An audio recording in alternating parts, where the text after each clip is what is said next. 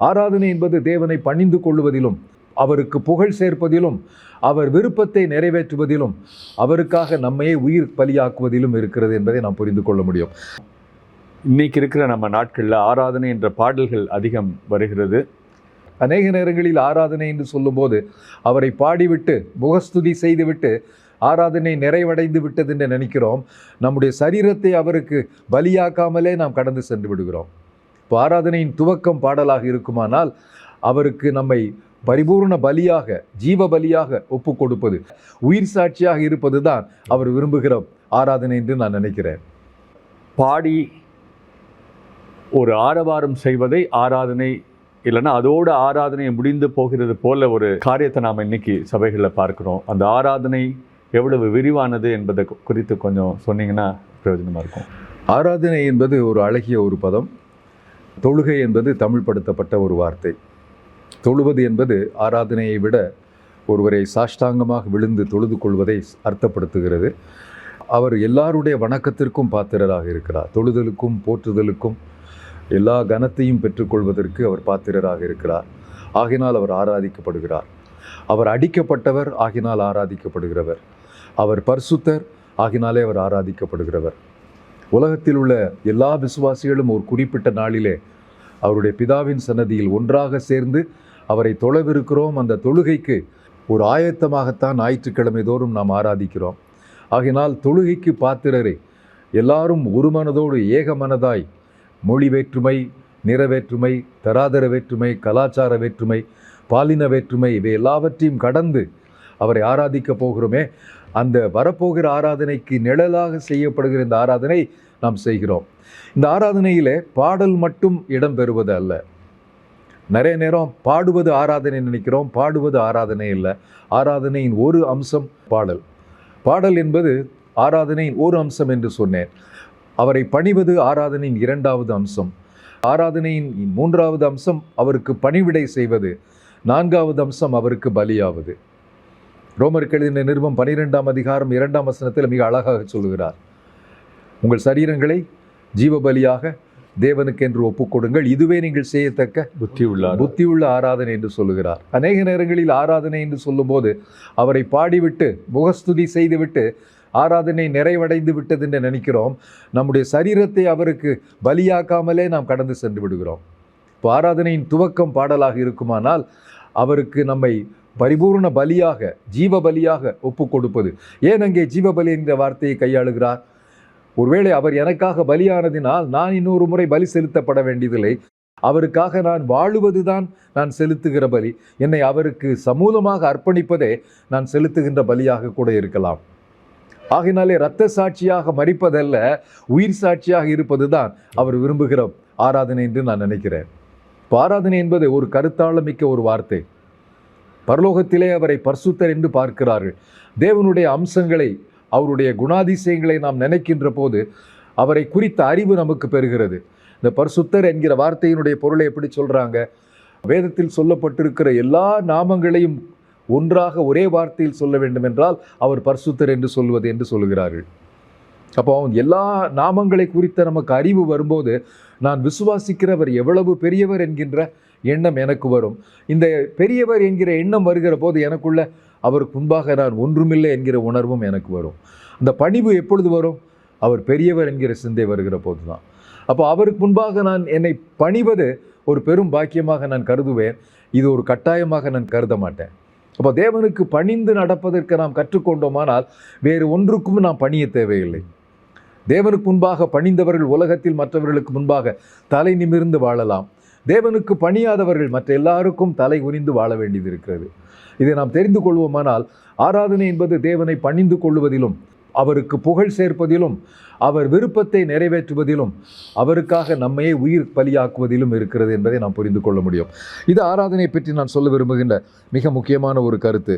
இரண்டாவது, ஆவியானவரின் இயக்கத்திற்குள் இருக்கிறவர்கள், ஆவியானவரின் நிறைவுக்குள் இருக்கிறவர்கள் அந்த ஆராதனை என்கிற உணர்விலேயே தங்களை காத்துக்கொள்வார்கள்.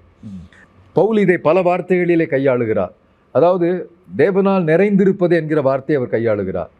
இப்போ தேவனுக்கு என்னை பூரணமாக நான் கொடுத்திருக்கிறேன் என்றால் அவருடைய அன்பினால் நான் நிறைந்திருப்பேன், அவருடைய ஆவியினால் நிறைந்திருப்பேன், அவருடைய வார்த்தையினால் நிறைந்திருப்பேன், அவர் தரும் நற்செயல்களின் மூலமாக நான் நிறைந்திருப்பேன் என்று ஒவ்வொரு நிருபத்திலும் வெவ்வேறு வார்த்தைகளை கையாளுகிறார். அப்போ தேவனை ஆராதிக்கும் போது என்னை அவருக்கு சமூலமாக கொடுத்து விட்டேன் என்றால் நான் அவரால் நிரப்பப்பட்டிருக்கிறேன் என்பது பொருள். பரிசுத்த ஆவியானவரை எப்படி பெற்றுக்கொள்ள முடியும்? என் சுயத்திற்கு நான் மறுப்பு சொல்லிவிட்டேன் என்றால் அவருக்கு நான் சம்மதம் சொல்லிவிட்டேன் என்று பொருள். சுயத்தை நாற்காலி கவிழ்ப்பு செய்யாமல் ஆவியானவருக்கு சிம்மாசனம் அமைக்கவே முடியாது. இப்போ என்னுடைய சுயம் என்னை இவ்வளவு நாளும் ஆட்டி படைத்திருக்கிறது. இந்த அரைகுறை விசுவாசிகளுடைய பிரச்சனை என்ன? ஆண்டவரும் எனக்கு வேண்டும், என்னுடைய சுயமும் என்னுடைய வாழ்க்கையை நடத்த வேண்டும். ஆண்டவரே நீங்கள் வாங்க இங்கே இப்படி ஓரமாக உட்கார்ந்துக்கேன்னு சொல்லணும்னு நினைக்கிறோம். ஒன்று நான் ஆண்டவனாக இருக்க வேண்டும், இல்லை என்றால் நான் ஆண்டவராக இருக்க முடியாது. சுயம் ஆட்சி செய்யுமானால் நான் இருக்க முடியாது. நான் இருக்க வேண்டும் என்றால் சுயத்திற்கு நீ மறுப்பு சொல்ல வேண்டும். அதுதான் சீஷத்துவத்தினுடைய முதல் நிபந்தனை. தேவனை ஆராதிக்கும் போது தான் சுயத்திற்கு நாம் மறுப்பு சொல்வோம். அதாவது ஒருத்தர் சொல்றாரு, only when I know the worth of God, I will worship God. அவர் எவ்வளவு பெரியவர் என்கிற எண்ணம் வருகிற போது அவருக்கு முன்பாக நான் ஒன்றுமில்லை என்கிற அறிக்கை செய்வது சிரமமாக இருக்காது. என்னை நான் பெரியவராக நினைத்து கொண்டிருந்தால் அவர் எனக்கு பெரியவராக தெரிய மாட்டார். அப்போ தேவனுடைய வார்த்தையின் வெளிச்சத்தில் நான் ஆராதிக்கிறவர் இவ்வளவு பெரியவர் என்று சொன்னால் என்னுடைய அகம்பாவத்திற்கு அங்கு இடமே இருக்காது. என் சுயத்தை நான் தூக்கி எறிவேன், அவரை நான் தொழுது கொள்வதற்கு நான் துணிவு கொள்வேன். அப்போ தேவனை ஆராதிப்பது என்பது சுயத்திற்கு மறுப்பு சொல்லுவது. ஆகினால் அவருடைய ஆவியினால் நான் நிரப்பப்படுகிறேன். அவருடைய ஆவியினால் நிரப்பப்படும் போது அவருடைய அன்பு ஆவியானவரால் எனக்குள் நிரப்பப்படுகிறது. பரிசுத்த ஆவியானவர் தேவனுடைய அன்பை நம்முடைய இருதயங்களிலே ஊற்றி இருக்கிறார் என்று ரோமர் 5ஆம் அதிகாரம் 5ஆம் வசனத்தில் வாசிக்கிறோம். அப்போ தேவன் நிரப்புகிறவர் அன்பு கூறுவதற்கான கிருபையை நமக்கு தருகிறார். நம்மகிட்ட சுபாவத்தில் அன்பு கூறுகிற ஆற்றல் நமக்கு ரொம்ப கிடையாது.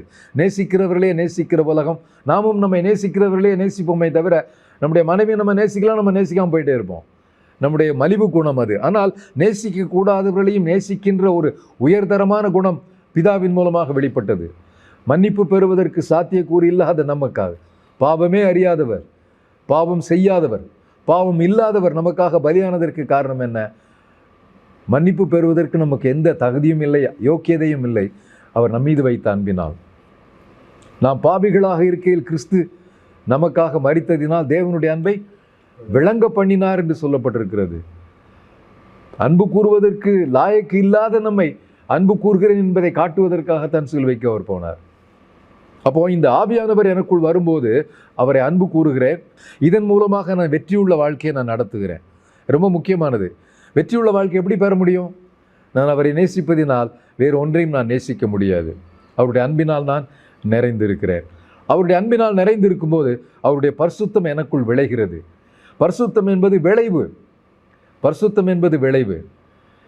நீங்கள் பாவத்தின்று விடுதலையாக்கப்பட்டு தேவனுக்கு அடிமைகளாவதினால் பரிசுத்தமாகுதல் உங்களுக்கு கிடைக்கும் பலன் முடிவோ நித்திய ஜீவன் என்று ரோமர் 6:22 இருக்குது. அப்போ நான் அதுக்கு பலன் என்று சொல்வதை போனஸ்ன்னு சொல்லுவேன். அப்போ பரிசுத்தம் அடைவது என்பது முடிவான முடிவு அல்ல, நித்திய ஜீவன் தான் முடிவான முடிவு. நித்திய ஜீவன் மீட்கப்பட்டதற்கும் உள்ள இடைப்பட்ட காலத்தில் நான் பரிசுத்தமாக்கப்படுகிறேன். இது அவர் எனக்கு கொடுக்கின்ற ஒரு பெரும் வரம், போனஸ். இதை நான் பெற்றுக்கொள்கிறேன். அப்போ அன்பினால் நிறைந்திருக்கிறேன், பரிசுத்தத்தினால் நிறைந்திருக்கிறேன். அப்போ என் மூலமாக விளைகின்ற நீதியின் விளைச்சல், நீதியின் கனிகளால் நிறைந்திருக்கிறேன். எபேசியர் 2:10 சொல்றார் இல்லையா, நற்கிரியைகளை செய்வதற்கென்றே கிறிஸ்து இயேசுவுக்குள் நாம் சிருஷ்டிக்கப்பட்டு தேவனுடைய செய்கைகளாக இருக்கிறோம். அவைகளில் நாம் நடக்கும்படி அவைகளை முன்னதாகவே அவர் ஆயத்தம் செய்து வைத்திருக்கிறார் என்று சொல்லப்பட்டிருக்கிறது. அப்போ அந்த வசனம் ரொம்ப அழகானது.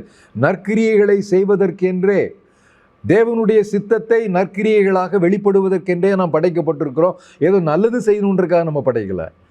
அப்போ தான் ஏற்கனவே பேசணும், தேவனுடைய சித்தத்தின்படி வாழணும். நமக்கென்று ஒரு திட்டம் வைத்திருக்கிறார். அந்த திட்டத்தை நிறைவேற்றுவதற்காக வாழுகிறோம். அதை நற்கிரியைகளாக நாம் நிறைவேற்றும் போது தேவனுடைய நீதி விளங்குகிறது, தேவனுடைய அழகு விளங்குகிறது, தேவனுடைய விருப்பம் நிறைவேறுகிறது. இதை நம்ம செய்து கொண்டிருக்கிறோம். அப்போ இதை செய்யும்படி நமக்கென்று அவர் முன்னதாகவே அவைகளை ஆயத்தம் செய்து வைத்திருக்கிறார். நாம் நற்செயல்களாக இருக்கிறோம் அப்படின்னு சொல்கிறது ஒரு வேத பண்டிதர் மிக அழகாக இதை சொல்லுகிறார். அது எனக்கு ரொம்ப இஷ்டமான ஒரு புரிந்து கொள்ளுதல். எப்படின்னா, தேவன் நம்மிலே நடப்பிக்கின்ற செயல்கள் நற்செயல்கள். இது நாம நடப்பிக்கிற செயல் அல்ல, தேவன் நடப்பிக்கின்ற நற்செயல்கள். அது நடக்கும்னா என்ன அர்த்தம்? அவர் என் மூலம் அதை உற்பத்தி செய்கிறார். அவர் ஒரு ஓவியர் என்றால் அவர் படைக்கின்ற ஓவியம் நான். அவர் ஒரு கவிஞர் என்றால் அவர் தீட்டுகிற காவியம் நான். என் மூலமாக ஆவியானவர் அவருடைய செயலாற்றுதலை நிறைவேற்றிவிட்டு என்னை தெய்வ செயலாக மாற்றுகிறார். இது ஆவியானவர் என்னிலே நடப்பிக்கின்ற ஒரு காரியம். சபையின் மூலமாக தெய்வ திருச்செயல்கள் நடைபெற வேண்டும் என்று விரும்புகிறார். நம் ஒவ்வொருவரும் தேவனின் திருச்செயல்கள், நம் கூட்டாக திருச்சபையாக சேர்ந்து இத்திருச்செயல்கள் மூலம் தேவனுடைய ராஜ்யத்தை விரிவாக்குவதற்கென்று அழைக்கப்பட்டிருக்கிறோம். அதைத்தான் சாட்சிகள் என்று சொன்னார். ஊழியர்கள் என்று நம்மை அவர் அழைக்கவில்லை. நாம் எல்லாரும் அவருக்கு சாட்சிகள். நீங்கள் எங்கிருந்தாலும் கிறிஸ்துவுக்கு பெயர் சொல்லும் பிள்ளைகளாக இருக்க வேண்டும் என்று சொல்கிறார். நம்மை பார்க்கிறவர்கள் சொல்ல வேண்டும், இயேசு கிறிஸ்துவின் முகத்தில் உள்ள அறிவாகிய ஒளியை உங்கள் இருதயத்திலே தோன்ற பண்ணும்படி எங்கள் இருதயத்திலே பிரகாசித்தார்னு ஒரு வசனம் இருக்குது. நம்ம இருதயத்தில் அவர் கிறிஸ்து பிரகாசிப்பிக்கப்பட்டதற்கான அடையாளமே நம் ரூபத்தில் அது வெளிப்படுவது தான். அந்த சாயலால் தானே மகிமையின் மேல் மகிமை அடைந்து மறுரூபமாகிறோம் அப்படின்னு 2 கொரிந்தியர் 3ஆம் அதிகாரத்தில் சொல்கிறார். என்ன? வேதத்தில் பார்க்கிற கர்த்தராகிய இயேசு கிறிஸ்துவினால், அந்த திருச்செயல்கள் மூலமாக என்னுடைய வாழ்க்கையில் கிறிஸ்து உருவாக்கப்படுவதினால், கிறிஸ்துவின் முதிர்ச்சி நம்மில் வெளிப்படுவதினால் அதை பார்க்கிறவர்கள் கிறிஸ்துவை நம்மில் காண்கிறார்கள். நாம் கிறிஸ்துவுக்கு மௌன சான்றுகளாக இருக்கிறோம். அது சத்தமாக ஒலிக்கும், வார்த்தை இல்லாமலே. இது ஆவியானவர் நம் மூலம் விளைவிக்க விரும்புகிறார். அப்போ சபைகள் என்பது ஆவியின் இயக்கமாக மாறிவிடும். It will become a movement, not a structure. சபைன்றது இன்னும் இயக்கமாக மாறவே இல்லை. யார் ஸ்தாபித்தாலும் அதை ஒரு அமைப்பாக மாற்றி விடுகிறோமே தவிர, ரோம சபையில் மட்டும் ஒரு போப்பாண்டவர் இல்லை, எல்லா சபைகளிலும் போப்பாண்டவர்கள் இருக்கிறார்கள். எப்பொழுது அது ஒரு அமைப்பாக மாறும்போது, அவர் கட்டுக்குள் வைக்கின்ற போது, இயக்கமாக இருக்கின்ற போது, எல்லாரும் சேர்ந்து ஆர்த்தெழுந்து மக்களை சந்திக்கும் மக்கள் கூட்டமாக சபை மாறிவிடும். பயன்படுத்தாத மனித வளம் என்று சொன்ன ஞாபகம் இருக்குதா? அப்பொழுது எல்லாரும் தேவனுடைய ஆவியானவரால் பயன்படுத்தப்படும் போது அதில் என்ன வரும்? கூட்டு வலிமை வரும், சினர்ஜி வரும், பெரும் விளைவுகள் சபைகளிலே நடக்கும். மற்றபடி பரிசுத்த ஆவியானவரை பேசிக்கொண்டு ஒன்றும் விளைவுகள் இல்லாமல் நாம் இருப்போம். ஆனால் ஆவியானவரால் எல்லா சூழ்நிலையும் இயக்கப்பட்டு ஆண்டவருக்கு சான்றுகளாக நம்ம இருக்கணும் அப்படின்னு சொன்னீங்க. அப்படின்னா எல்லா இடத்துலையும் ஆண்டவருடைய சான்றுகளாக இருக்க ஆண்டவருக்கு எதிர்பார்க்கிறார்.